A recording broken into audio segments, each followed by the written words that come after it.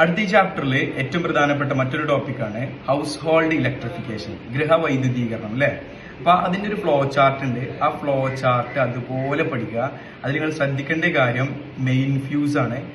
Main fuse connect ചെയ്യുന്നത് face ലൈനിലാണ്. ആ കാര്യം മനസ്സിലാക്കി വെക്കുക. പിന്നെ അതേപോലെ തന്നെ 3 പിൻ പ്ലഗിലെ ആ 3 പിന്ന് കണക്ട് ചെയ്യുന്നത്, അതിൽ വലിയ ഹോള് കണക്ട് ചെയ്തിരിക്കുന്നത് എർത്ത് പിന്നിലേക്കാണ്. അപ്പൊ ഇത് കണക്ട് ഇതിന്റെ റേ ഡയഗ്രാം ജസ്റ്റ് ഒന്ന് ഓർത്തു വെക്കുക. ആദ്യം കിലോ വാട്ട് അവർ മീറ്റർ, പിന്നെ main fuse, main switch, ELCB, MCB, 3 പിൻ പ്ലഗ് അഥവാ നമ്മളെ പ്ലഗ്. അപ്പൊ ആ ഒരു ഓർഡർ കറക്റ്റ് ആയി പഠിച്ചു വെക്കുക. എന്നിട്ട് phase line, neutral line, earth line, ഇതിന്റെ കളർ ജസ്റ്റ് ഒന്ന് ഓർത്ത് വെക്കുക. ഫേസ് ലൈനിന്റെ കളറ് ബ്ലാക്കും, ഫേസ് ലൈനിന്റെ കളറ് റെഡും, ന്യൂട്രൽ ലൈനിന്റെ ബ്ലാക്കും, എർത്ത് ബിന്നിന്റെ ഗ്രീൻ കളറുമാണ്. അക്കാര്യം മനസ്സിലാക്കി വെക്കുക. ഓക്കെ, നമ്മുടെ വീടുകളിലേക്ക് നമ്മൾ വൈദ്യുതി കൊടുക്കുന്ന സമയത്ത് എന്തൊക്കെ മുൻകരുതലുകളാണ്, എന്തൊക്കെ സേഫ്റ്റി മെഷേഴ്സ് ആണ് നമ്മൾ അവിടെ എടുത്തിട്ടുള്ളത്? ഓക്കെ അല്ലെ, എന്തൊക്കെ സുരക്ഷയാണ് നമ്മൾ അവിടെ എടുത്തിട്ടുള്ളതെന്ന് ചോദിക്കും. അതിൽ പ്രധാനപ്പെട്ട 4 പോയിന്റുകളാണ് ടെക്സ്റ്റിൽ വരുന്നത്. അതൊരു ക്വസ്റ്റ്യൻ ആണ്. 1 സുരക്ഷാ ഫ്യൂസ്, 2 MCB, 3 ELCB, 4 3 പിൻ പ്ലഗും എർത്തിങ്ങും. ഈ 4 പോയിന്റും ക്ലിയർ ആക്കി പഠിച്ചോളൂ, എക്സാമിന് ചോദിക്കാൻ ചാൻസ് ഉണ്ട്. അതിൽ തന്നെ സുരക്ഷാ ഫ്യൂസും 3 പിൻ പ്ലഗും നന്നായിട്ട് നോക്കണം. MCB ELCB നോക്കണ്ട എന്നല്ല, MCB ELCB അതിന്റെ എക്സ്പാൻഷനും അതിന്റെ കാര്യങ്ങളൊക്കെ ജസ്റ്റ് നോക്കുക.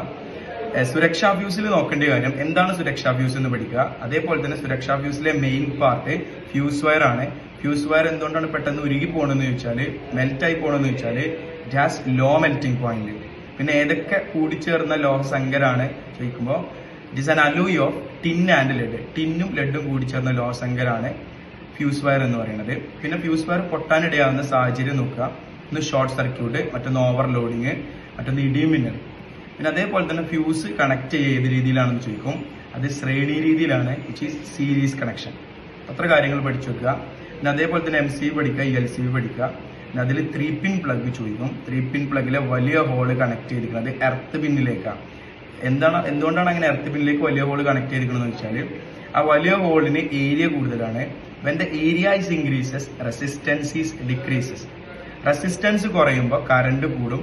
അപ്പോൾ ആ സോക്കറ്റിൽ അല്ലെങ്കിൽ ആ സർക്യൂട്ടിൽ എന്തെങ്കിലും എക്സസ് കറണ്ട് ഉണ്ടെങ്കിൽ ആ കറണ്ട് വേഗം എന്ത് ചെയ്യും, എർത്തിലേക്ക് പാസ് ചെയ്താൽ നമ്മളെ പ്രൊട്ടക്ട് ചെയ്യും. അപ്പൊ അതിനു വേണ്ടിയിട്ടാണ് സേഫ്റ്റി ഫ്യൂസ്, അതിനു വേണ്ടിയിട്ടാണ് നമ്മൾ 3 പിൻ പ്ലഗ് യൂസ് ചെയ്യുന്നത്. അപ്പോൾ 3 പിൻ പ്ലഗ് ആണോ 2 പിൻ പ്ലഗ് ആണോ മോർ സേഫ്റ്റി എന്ന് ചോദിക്കും. അപ്പോൾ 3 പിൻ പ്ലഗ് ആണ്. എന്തുകൊണ്ട് എന്ന് ചോദിച്ചാൽ ഈ റീസൺസ് എഴുതി കൊടുക്കുക. When area is increases, resistance is decreases. When the resistance is decreases, current is increases. അപ്പോൾ എക്സസ് കറണ്ട് വേഗം എന്ത് ചെയ്യും, എർത്തിലേക്ക് പോയിക്കൊണ്ട് നമ്മളെ പ്രൊട്ടക്ട് ചെയ്യും.